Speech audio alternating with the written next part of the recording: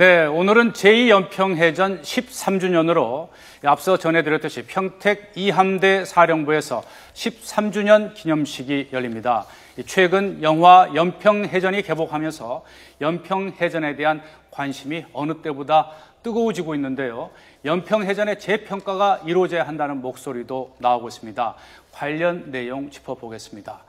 자, 2002년이었죠. 먼저 이 서해 북방 한계선 인근에서 어떤 일이 있었는지 이광현 앵커가 다시 한번 짚어보도록 하겠습니다. 네, 많은 분들이 아마 그 해를 2002년 월드컵에 있었던 해로도 기억을 할 것 같습니다. 그때로 한번 돌아가 보겠습니다. 네, 13년 전 오늘 무슨 일이? 자, 월드컵 열기가 뜨거웠던 2002년 6월 29일 같은 시각 참수리 357호정은 서해 NLL을 침범한 북한 경비정에게 기습 공격을 받습니다. 바로 이 전투로 우리 군 6명이 전사했고 19명이 부상을 당했죠. 북한군의 경우는 사상자가 30여 명 발생을 했고 경비정 한 척이 대파했습니다. 우리 해군의 대응으로 북한 해군 함정을 응징을 해냈고 서해 NLL을 지켜냈던 그 사건이었죠. 당시 교전으로 기록됐던 이 전투는 지난 2008년에 제2연평해전으로 격상됐습니다. 자, 김주환 기자, 13년이 흐른 시간이 지났는데 지금 여전히 이 전사자에 대한 보상 문제가 해결이 안 됐나 봐요? 예, 그 부분에 대해서 좀 먼저 그 사전에 언급해야 될 것이 우리가 제1차 연평해전이 1996년 6월 15일 날 있었고 이번에 서해교전을 제2차 연평해전 그리고 2009년도에 이 대청해전이 열렸죠. 대청도 네네. 근처에서 네. 또 우리가 북한군이 NLL 넘어온 걸 우리가 격파한 사안이 있었는데 지금 이 사망자들은 공식적인 얘기가 공모 중 사망, 그래서 순직입니다. 전사자가 아닙니다. 네. 2004년도인가 대통령령으로 가서 하위법이 개정돼서 어느 정도 천안함 상황이라든가 보존이 되고 있는데 지금 이것이 2002년도 상황이라서 소급 적용이 안 된다라는 거죠. 그래서 일부 지금 안규백 의원이 국민연금법 일부 개정안을 제출해 놓은 상태거든요. 이 부분에 대해서 소급 적용을 하자. 그래서 그 당시에 순직이기 때문에 당시에 한 몇 천여만 원의 이 보상금 정도 받은 거로 이제 그 예우가 끝난 상태입니다. 그 후에 뭐 이제 가 이렇게 돼서 관심을 갖지만 좀 우리가 13년 동안 사실은 정부고 그 국민들이고 많이 사실 잊었던 건 사실이죠. 네. 이렇게 어떻게 보면은 관심 밖으로 밀려나 있던 이 제2연평해전이 영화가 또 이제 개봉되면서 새롭게 우리 국민들로부터 관심을 받고 있습니다.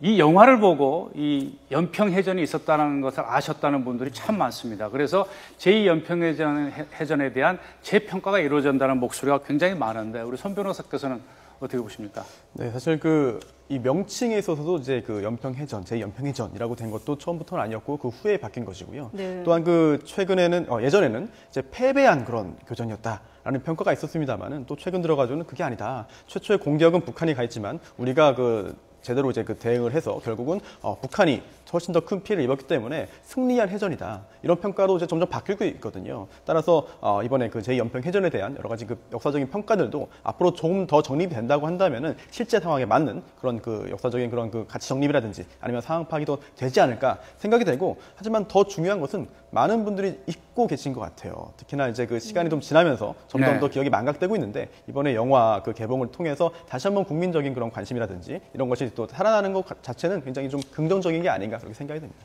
네. 자, 우리 김주환 기자. 김주환 기자는 뭐 또 이 군사 안보 분야에서도 상당히 좀 많은 지식을 갖고 있는데 연평해전 혹시 보셨습니까? 아직은 못 봤습니다. 뭐 저도 못 봤는데 곧 빨리 가서 이제 네. 봐야 되는데 이 연평해전을 통해서 이 유가족들에 대한 또 아픔도 그동안에 우리 국민들이라든지 사회에서 제대로 치유를 하지 못해줬다. 이런 얘기가 많거든요. 어떤 식으로 또 이렇게 새롭게 이런 유가족들에 대한 어떤 치유라든지 어떤 인식의 전환, 어떤 식으로 이루어져야 될까요? 이게 일단은 우리가 지난 당시 정치적 분위기 상황을 보면은 김대중 정부 그다음에 노무현 정부 때 좀 죄송스러운 이야기지만은 김대중 노무현 정부 때의 국방 정책은 대북 정책의 종속 변수로 봤습니다. 그래서 이 부분을 사실 부각시키는 걸 꺼려했고요. 꺼려했기 때문에 유가족들 중에 일부는 당시 정보기관에 미행을 당하고 말도 못하고 이런 상황이 계속 연출이 됐거든요. 네. 그 다음에 이런 상황이 오다가 이제 2008년 4월에 서해교전을 이 제2연평해전을 국가가 정모를 하고 그때 그 주관은 그 국가보훈처가 했습니다. 이 정부 들어서도 좀 아쉬운 부분이 오늘 뭐 한민국 국방장관이 뭐 기념식에 참석한다는 과거 요 직전의 정부에 대한 이 행사 자체도 규모가 축소됐는 게 사실이에요. 왜냐하면은 정부가 주장하던 거를 이거는 지금 해군 국방부도 아닌 해군이 주관하는 거에 장관은 그냥 가서 참가하는 이런 형태이기 때문에 우리가 영화를 통해서 다시 부모이 됐다라고 하지만 이런 부분에 대해서 다시 좀 재평가가 이루어졌으면 합니다. 네, 오늘 소식은 여기까지 정리를 하도록 하겠습니다.